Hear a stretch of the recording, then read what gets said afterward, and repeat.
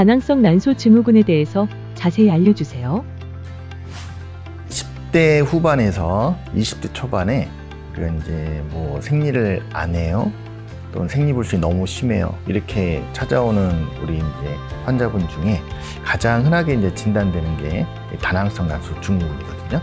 다낭성 난소 증후군은 특징이 세 가지가 있는데, 일단 이제 배란 장애, 그 다음에 남성 호르몬이 이제 증가된 그런 증상들, 그다음 초음파상으로 다낭성 난소 소견이 보이는 이제 이런 기준을 가지고 이제 다낭성 난소 진단을 하는데, 용어가 좀 어렵긴 하거든요. 다낭성 난소 증후군.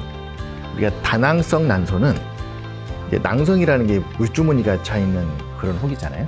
그래서 그 물주머니가 많다는 의미의 다낭성이고, 그다음에 증후군이라고 하는 거는 여러 가지 증상, 징후가 복합적으로 나타나는 걸 말해요. 근데 다낭성이라 그래서 난소에 큰 물혹이 생기는 건 아니고, 이 초음파상으로는 작은 물주머니 한 1cm도 채 안 되는 그런 난포들, 우리가 전문 용어로 이제 동난포라고 하는데, 그런 동난포가 이제 많이 존재하고, 또 증상 징후로서는 뭐 당뇨, 비만, 고지혈증, 심혈관 질환, 이런 증상 징후들이 복합적으로 나타나는 내분부 질환이다, 이렇게 이해를 하시면 됩니다.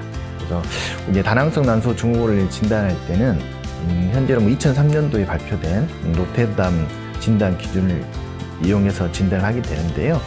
잠깐 자료를 보시면, 먼저 우리가 가장 흔하게 이제 주 증상이 이제 만성 무배란인데, 히발월경. 히발월경이라고 하는 거는 월경 주기가 35일을 초과하거나 1년에 월경의 수가 8번 미만인 경우를 말하고요.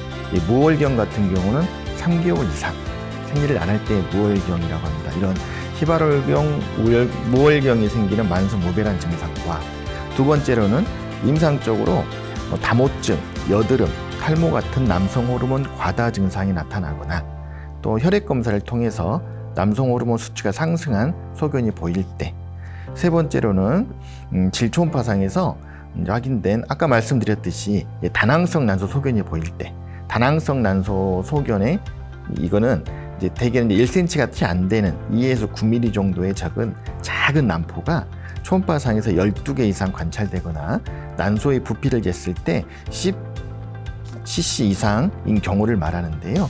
이제 이런 이제 세 가지 중에 두 가지가 있으면 다낭성 난소 증후군으로 진단을 하게 됩니다.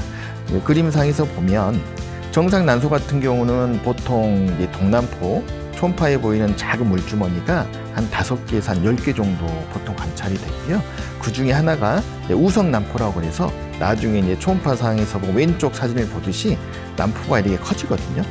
그래서 1cm가 채 안 되던 난포가 이제 2cm까지 커지는 걸 우성 난포라고 해요. 여기 항상 매 주기 한 달에 한 번씩 나타나야 되는데, 다낭성 난소 증후군 환자들은 이 작은 난포가 12개 이상 깔려있는 이 이제 물주머니가 더 이상 커지지 않고 이 상태에 머물러 있게 됩니다. 그래서 이게 우성 난포가 나타나지 않는 그런 소견을 보고 초음파로 우리가 진단할 수가 있습니다. 하지만 우리가 청소년기 때도 되게 이제 무월경으로 이제 많이 오게 되는데, 청소년들에게 이제 다낭성 난소 진단을 내릴 때는 조금 신중해야 되는데, 워낙에 이제 우리가 초경을 하고 나서 보통 한 3년에서 한 5년 정도까지는 호르몬 불균형이 계속되거든요. 무배란 증상이 자주 나타나요.